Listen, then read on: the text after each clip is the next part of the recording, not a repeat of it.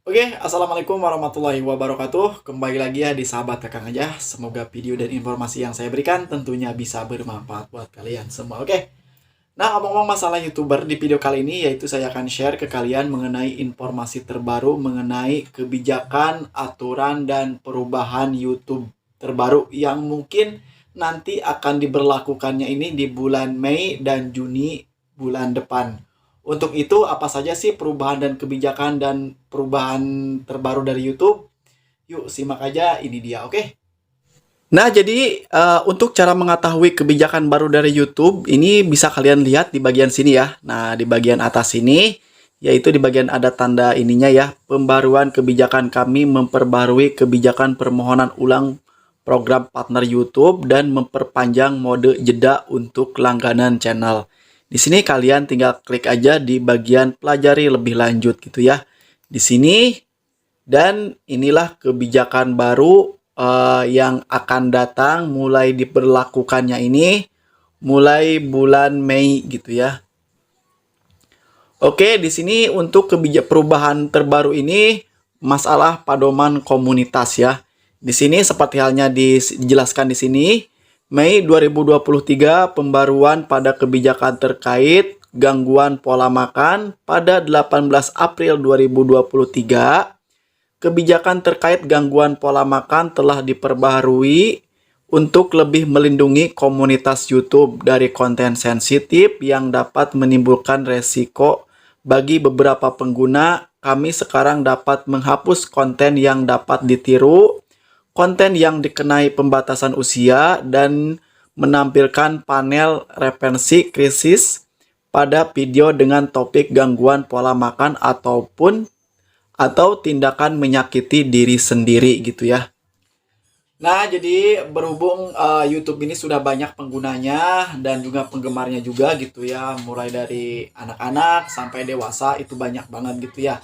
Nah, untuk itu pihak YouTube ini akan terus berupaya yang terbaik dan juga akan mengeluarkan kebijakan dan aturan YouTube itu sendiri, seperti halnya nanti di bulan depan, bulan Mei dan Juni akan memberlakukan buat para kreator nih ya yang suka upload video, otomatis yang jangan kaget kalau misalkan video kalian itu bakal dihapus sama pihak YouTube.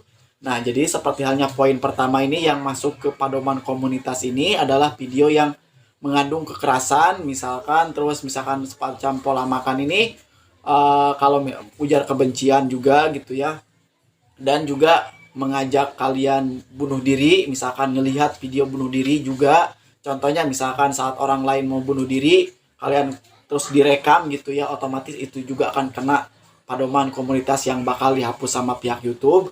Terus misalkan mencoba bunuh diri juga akan dihapus juga. Terus selanjutnya misalkan merekam yang lagi kecelakaan, nah otomatis korbannya ini mungkin gak di blur, gak diburamkan, si korbannya ini otomatis akan kena pedoman komunitas, terkecuali si korbannya ini mungkin di blur dan di buram, itu gak bakalan dihapus sama pihak YouTube.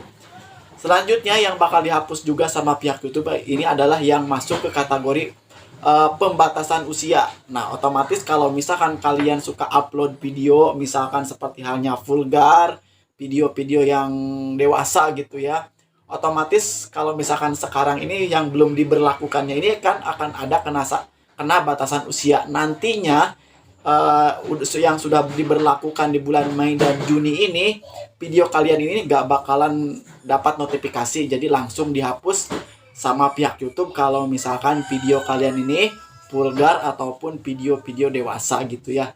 Nah, poin yang pertama.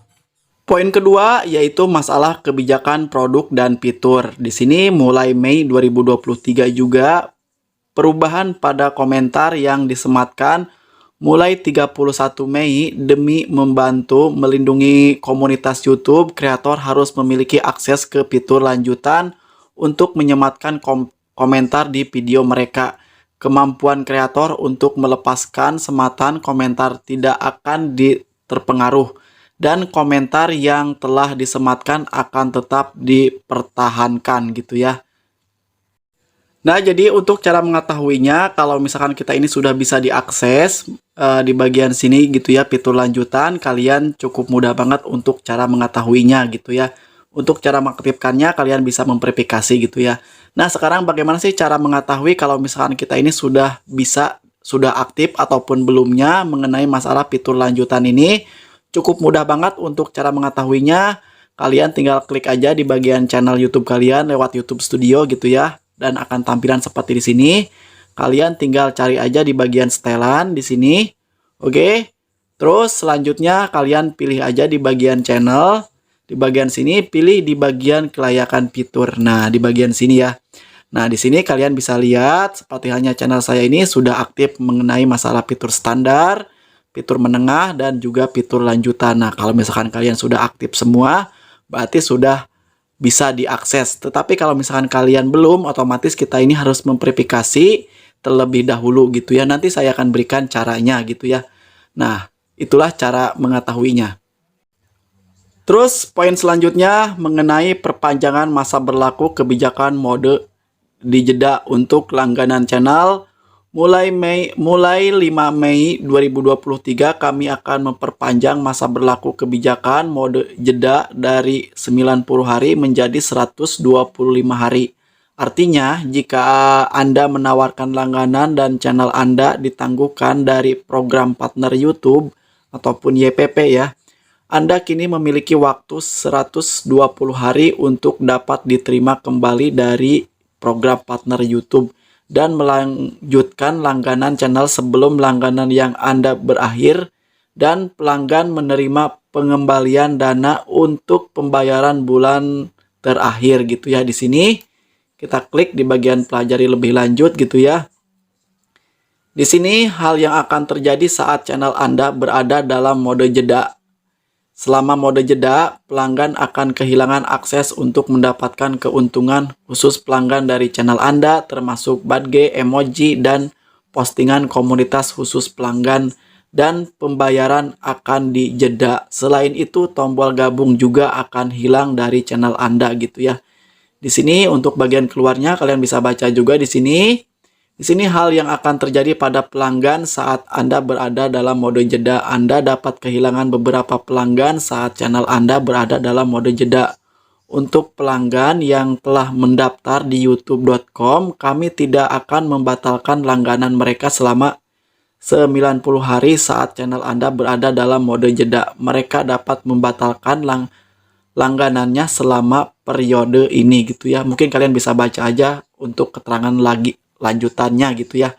Di sini untuk next selanjutnya poin terakhir yaitu mengenai program partner YouTube. Nah, di sini mulai bulan Mei juga gitu ya, 2023, program perubahan pada kebijakan permohonan ulang ataupun program partner YouTube mulai 5 Juni 2023 kami akan memperpanjang masa berlaku kebijakan permohonan ulang program partner YouTube gitu ya, ataupun YPP dari 30 hari menjadi 90 hari. Artinya, channel yang telah ditangguhkan atau ditolak lebih dari sekali dari program partner YouTube harus menunggu 90 hari sebelum dapat mengajukan permohonan ulang.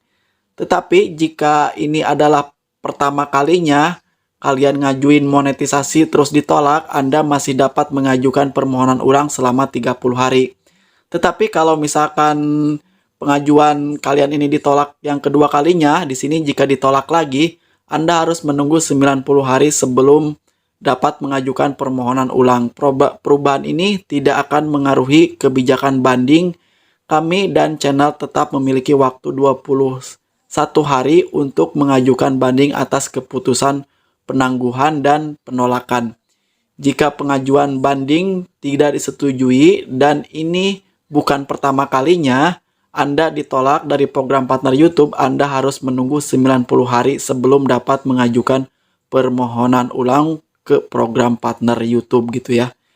Nah, jadi itulah perubahan dan kebijakan YouTube yang akan datang, yang mungkin yang nantinya yang diberlakukannya ini mulai bulan Mei dan Juni tahun 2023 ini. Nah, jadi semoga video ini bisa bermanfaat. Cukup sekian. Wassalamualaikum warahmatullahi wabarakatuh.